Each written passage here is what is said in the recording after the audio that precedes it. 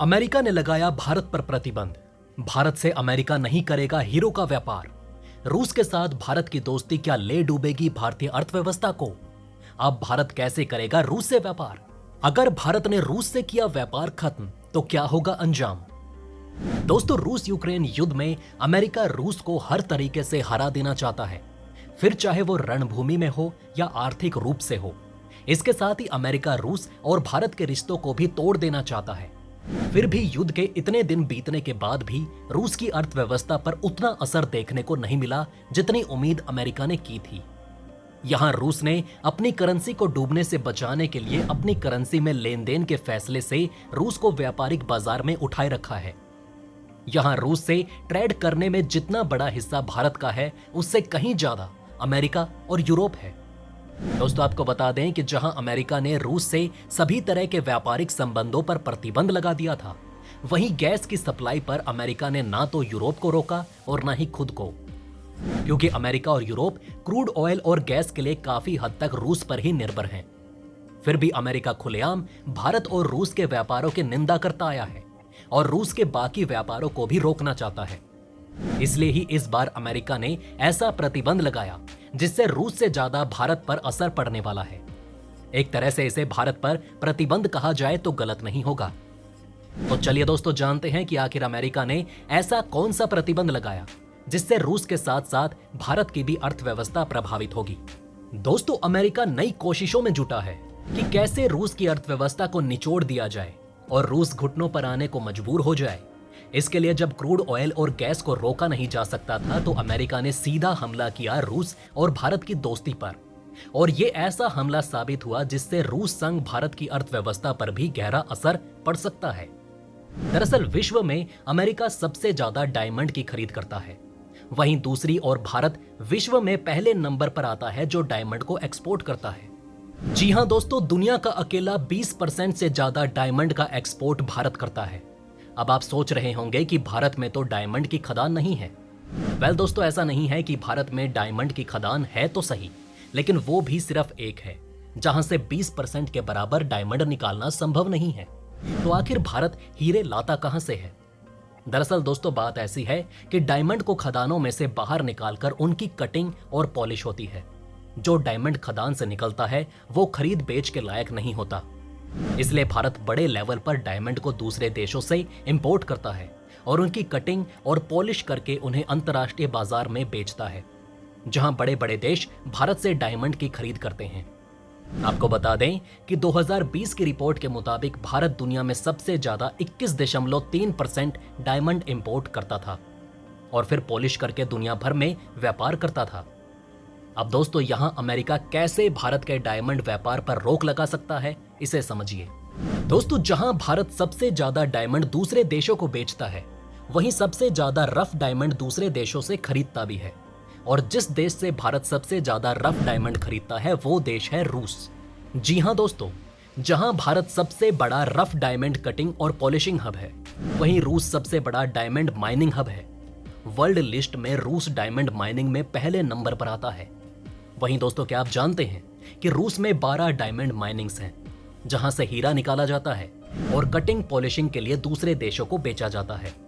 अब प्रतिबंधों में अमेरिका ने ऐसी चाल चली जिसे एक तीर से दो निशाने कहे जा सकते हैं।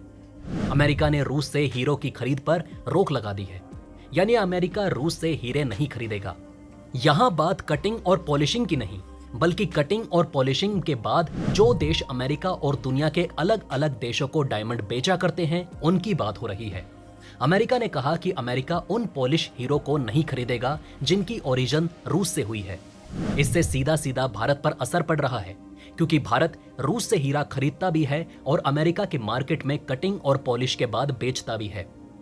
ऐसे में रूस से ज्यादा इस प्रतिबंध का असर भारत पर देखने को मिल रहा है। रूस में स्थित अल्रोसा दुनिया की सबसे बड़ी डायमंड माइनिंग कंपनी है। अल्रोसा वर्ल्ड लेवल पर तकरीबन 30% रफ हीरो की सप्लाई करती है और ये भारत के लिए एक महत्वपूर्ण सोर्स है। भारत में 30 से 40% रफ डायमंड रूस से आता है। देश में आने वाले रफ डायमंड्स को कट और पॉलिश करके एक्सपोर्ट किया जाता है। वहीं रूस की डायमंड माइनिंग कैपेसिटी में अल्रोसा का योगदान 90% है। इससे अमेरिकी सांसदों का कहना है कि ये रूसी सरकार को फायदा पहुंचा रहा है। सांसद चाहते हैं कि ट्रेजरी डिपार्टमेंट इस बात को परखे कि जो डायमंड पॉलिश और कटिंग होकर आ रहे हैं उनका ओरिजिन रूस ना हो, ताकि इससे प्रतिबंधों का उल्लंघन ना हो।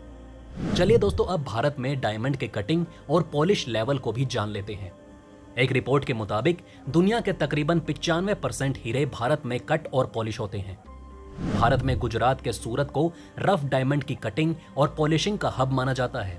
पिछले फाइनेंशियल ईयर में भारत से कट और पॉलिश किए गए हीरो का टोटल ग्रॉस एक्सपोर्ट 25.47 अरब डॉलर का रहा था।